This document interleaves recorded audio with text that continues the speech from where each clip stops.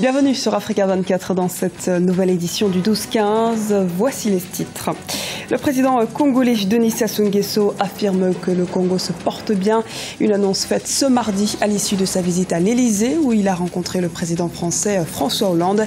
Les détails de cette rencontre à suivre dans ce journal. Fin du plan national de développement 2012-2015 en Côte d'Ivoire. Cette stratégie a mobilisé 22 milliards de dollars américains d'investissement. L'ambition est ici de stimuler une croissance forte et soutenue, créatrice de richesses et d'emplois. Les technologies de l'information et de la communication au service du développement socio-économique au Rwanda. Nous verrons que le gouvernement favorise l'utilisation des TIC pour transformer les finances publiques du pays et améliorer les conditions de la vie de la population. Mais avant de développer ces titres, les dirigeants de la communauté est-africaine persistent et demandent un report de l'élection présidentielle du 15 juillet au Burundi. Notons qu'à l'issue du sommet de l'EAC ce lundi, organisé afin de trouver une issue à la crise burundaise, d'autres résolutions ont été prises. La nomination du président ougandais Yoweri Museveni comme facilitateur du dialogue, le désarmement des milices sous la surveillance d'observateurs militaires de l'Union africaine, mais aussi une mission des pays des Grands Lacs pour vérifier des allégations de présence de rebelles FDLR au Burundi. Visite du président du Congo, Denis Sassou Nguesso, en France. Le chef de l'État congolais a été reçu ce mardi à l'Elysée par son homologue français, François Hollande. Un événement décrypté par les Elsie Akizimana.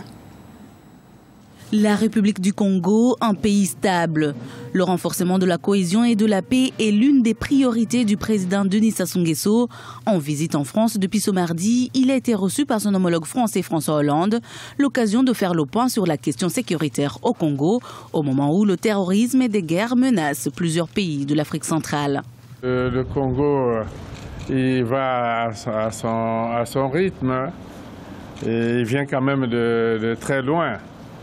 Et il a connu des moments sombres de guerre civile. Et aujourd'hui, beaucoup d'observateurs s'accordent à dire que le Congo vit dans la paix, la sécurité et qu'il y a un réel progrès. Les observateurs honnêtes reconnaissent qu'il y a un réel progrès au Congo et nous pensons que nous allons continuer dans cette voie. Maintenant, l'Afrique centrale a ses problèmes que vous connaissez certainement, la République centrafricaine. J'en ai parlé avec le président Hollande. Boko Haram, les actions sur le Tchad et le Cameroun, nous faisons face. Lors de cet entretien au palais de l'Elysée, les deux présidents ont également abordé la question de l'avenir des institutions congolaises.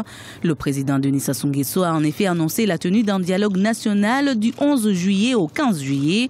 Objectif, inviter les Congolais à se mettre d'accord sur la gouvernance électorale et la réforme des institutions. Nous pensons que le débat national dans notre pays se déroule de manière ouverte et le dialogue sera ouvert. Ça fait plus d'1 an que les Congolais parlent librement des affaires de leur pays, sans entrave. Je pense que tout cela va bien. Le dialogue national fait suite aux consultations que le chef de l'État avait eues avec les forces vives de la nation. Ces dernières se sont déroulées entre le 20 mai et le 4 juin 2015. Mohamed Ali Ag Wadoussen, tué dans une opération des forces spéciales françaises au Mali. L'opération Barkhane s'est déroulée dans la région de Kidal, lors duquel 2 terroristes ont été capturés, en plus de ce responsable opérationnel d'AQMI, Al-Qaïda au Maghreb islamique. Il avait été libéré début décembre 2014 en compagnie des présumés terroristes Aïba Ag Sherif, Oussama Ben Gouzi et Habib Ould Maouloud, en échange de l'otage français Serge Lazarevitch. Le Nord Mali fait face à une instabilité sécuritaire, on le voit. Les autorités souhaitent, cela dit, agir en faveur du bien des populations, notamment concernant l'accès à l'eau ou à l'électricité. Un programme de développement pour la région de Kidal d'1 million d'euros a été lancé ce lundi 6 juillet. L'ambition est ici de corréler sécurité et développement au sein de ce fief des anciens groupes rebelles. Le projet espère débuter les premiers travaux d'ici la fin de l'année en faisant appel à des entreprises locales pour notamment créer des emplois sur place. La Côte d'Ivoire achève son plan national de développement en 2012-2015. Le pays est en quête d'émergence et entend consolider ses points forts. Sa croissance avoisine les 9% annuels depuis 3 ans et les créations d'entreprises entre 2013 et 2014 ont été portées à 6 000. Les précisions d'Arwa Barkala. En Côte d'Ivoire, le plan national de développement, le PND 2012-2015, touche à sa fin.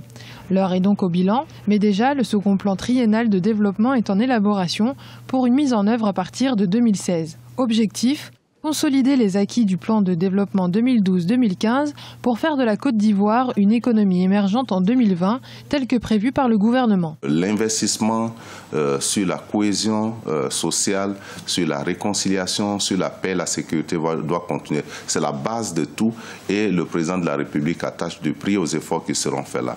Deuxièmement, nous continuons donc d'être le top producteur en matière donc de cacao, 40%, premier producteur actuellement de noix de cajou et donc parmi les premiers producteurs de plusieurs vivres. Ce que la Côte d'Ivoire veut, c'est de ne pas continuer à exporter des matières premières brutes, mais de transformer. Donc l'agro-industrie va occuper une place de choix et justement nous préparons le terrain avec les zones industrielles sur l'ensemble du territoire. Un schéma directeur a été mis en œuvre et nous allons donc aller dans ce sens. La Côte d'Ivoire affiche l'un des taux de croissance les plus élevés au monde, soit 9% en 2014. Mais pour beaucoup d'observateurs, les populations profiteraient encore très peu de cette croissance. Pour les autorités, des mesures seraient en train d'être prises pour rendre la croissance économique plus inclusive et profitable aux populations.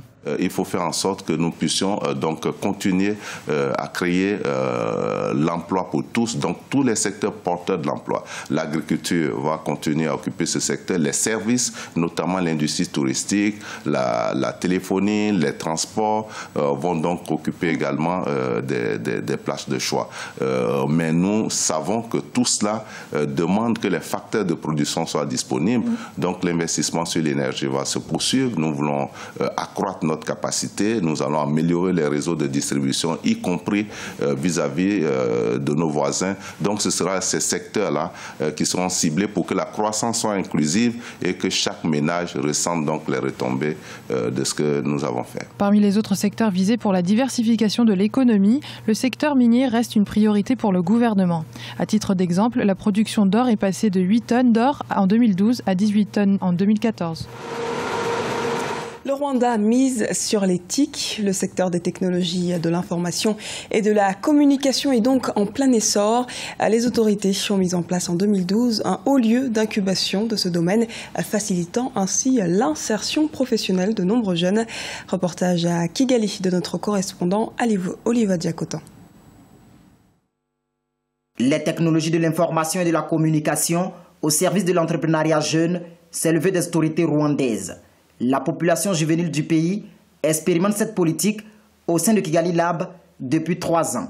Ils sont de plus en plus nombreux à faire prospérer leurs affaires par le biais de ce haut lieu de l'incubation des TIC.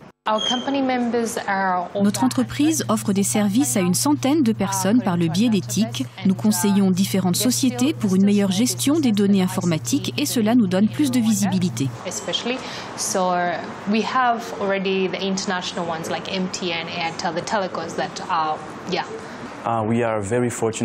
Nous sommes très chanceux de travailler dans un environnement approprié. Grâce à Kigali Lab, cela nous permet d'échanger avec de nombreux jeunes engagés dans l'entrepreneuriat et de mieux positionner notre entreprise. Kigali Lab comptait 20 membres en 2012 et aujourd'hui, plus de 400 jeunes ont rejoint cette plateforme pour la prospérité de leurs entreprises. Mais un défi majeur reste d'actualité pour ces entrepreneurs. You can't go to a bank and ask for a loan. Les banques ne font pas suffisamment confiance aux acteurs de l'économie numérique. Elles se disent peut-être que c'est un concept abstrait, donc c'est très difficile pour les jeunes dynamiques du secteur des TIC d'obtenir des prêts bancaires. C'est le plus grand défi de notre activité.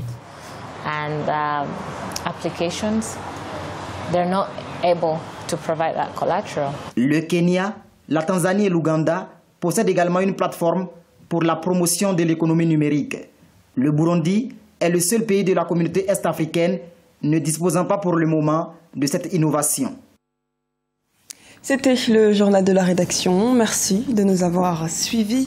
Retrouvez dans un instant une nouvelle édition de l'actualité sur Africa 24.